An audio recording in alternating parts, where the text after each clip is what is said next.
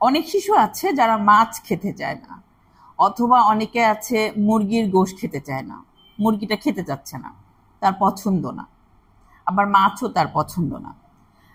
অনেক ক্ষেত্রে দেখা যায় শিশুরা মুরগি পছন্দ করে, কিন্তু মাছটা বেশিরভাগ শিশুরাই পছন্দ করে না। সেক্ষেত্রে আমরা কিছুটা ভিন্নতা অবলম্বন করতে পারি যে তাকে কিভাবে মাছ খাওয়াবো।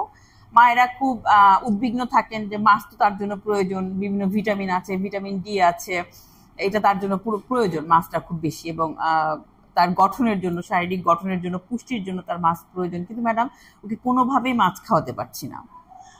তো এই ক্ষেত্রে আমি বলবো এখানে একটা ছোট একটা টিপস আপনাদের জন্য, সেটা হচ্ছে মাছকে একদম মাছের মতো করে না খাইয়ে আমরা একটু ভিন্ন অবলম্বন করতে পারি। সেটা হচ্ছে যে মাছের কাঁটা বেছে মাছটাকে সুন্দর করে অল্প অল্প করে একটু মশলা মাখিয়ে একটা ডিম ফেটে দিয়ে ওটাকে করে আমরা চপ তৈরি করে দিতে পারি, বা মাছের কাবাব তৈরি করে দিতে পারি। তাহলে কিন্তু শিশুটা মাছই খাচ্ছে, কিন্তু সে বুঝতে পারছে না যে এটা মাছ।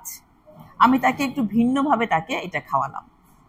ঠিক একইভাবে অনেকে চিকেন খেতে চায় না, মানে মুরগি খাবে না, তার পছন্দ না, হয়তো সে বিফ পছন্দ করে, গরুর গোশত পছন্দ করে, তখনও তাকে আমরা একই কাজ করতে পারি।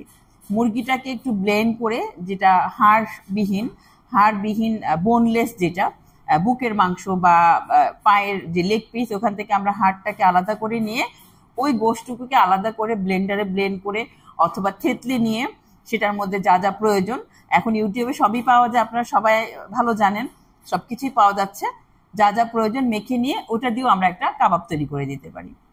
তাহলে কিন্তু আমি শিশুটা মাছ খায় না, মুরগি খায় না, এই দুদিকে কিন্তু তাকে আমি ব্যালেন্স করতে পারছি, তাকে দুটোই খাওয়াচ্ছি, কিন্তু সে দুটোর একটাও টের পাচ্ছে না যে তাকে মাছ খাওয়ানো হচ্ছে।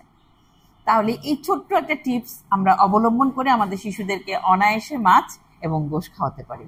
আশা করি ভিডিওটি আপনাদের উপকারে লাগবে। যদি উপকৃত হন অবশ্যই একটা লাইক দিয়ে শেয়ার করে দেবেন। ধন্যবাদ।